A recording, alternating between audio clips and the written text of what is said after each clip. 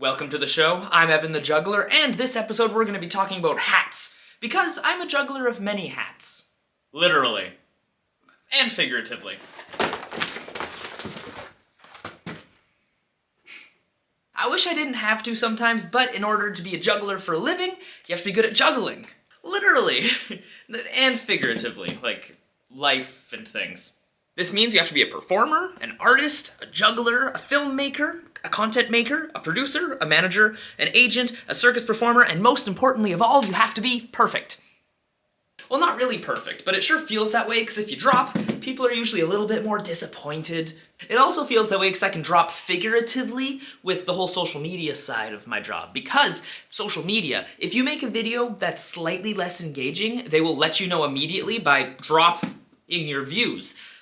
So, it can be intimidating to start a new project if you don't know if it's gonna be as good as the last thing. But don't worry, that won't keep me from making the current project, which is this video right here. So if you're watching this, woo, I did it, yay! So let's get on with it by talking about hats again, particularly my favorite hat, my nearly destroyed Indiana Jones hat, which lives right here, because I use it as a busking hat. So this hat started off as a costume and then was never worn again because it got very gross from being on the ground and having money go through it and all sorts of crazy other things go through it from street performing. And if you want to see all the weird and crazy things that went through the hat this year, go check out season 1 of What's Weird in the Hat Today. There's a compilation. It's right there. But this hat has been through a lot with me, specifically different iterations of presentation.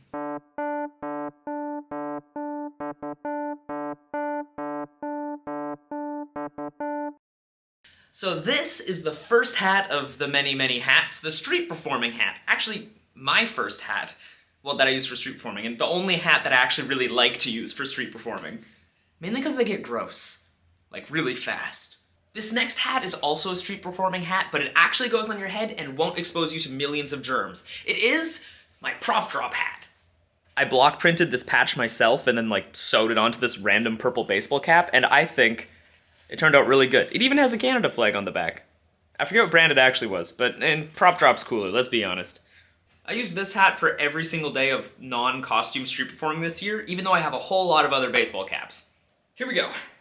I have this prop drop hat, in case I need to dress up like a farmer. I also have this hat, which I don't wear. I also have this hat, which I don't wear. I also have this hat, which I do wear occasionally, and I have this hat, which I wear much, much more. I also have this hat, which I literally never wear anymore, and I also have this one, which I find really fun. It's from a juggling festival online in like 2020, and it's a little bit too big for me, but I still like it. But I can do this trick. Yeah! I'm gonna just wear it like this from now on. This is great. What are my favorite parts about this hat? I'm glad you asked! Well, of course, we have the awesome custom patch that I made, and then there's also the cool purple color that I haven't seen on a hat before. Although it's pretty sun-bleached by now, but it is still a cool purple color, it's just a different one. Of course, there's also the fact that it keeps the sun out of my eyes as I stare it down trying to juggle 7 balls at the same time. It actually probably reduces my drop rate by like 70%, so it's good. Although I do blame about 90% of my drops on the sun. The other 10% is the wind. Another hat I have to wear is a manager's hat, which I couldn't tell you what that would look like, but I just like to picture someone in a suit wearing a miniature suit on their head, which then becomes the hat. And why do I wear this metaphorical hat? Well, it's because I'm unemployed. Self-employed. Which means I have to manage myself and be a manager in like a managerial role who barely manages to manage myself. Which means I have to make up deadlines, manage a schedule to keep on track, manage all of the social medias, and even reply to emails. I think I'm a bit in over my head here. Just like a hat. Another hat is my bowler hat. Now, I use this one as a clown hat, and don't be confused, it is not a juggling hat, despite its resemblance to the $100 juggling hats you can buy, and I really, really want.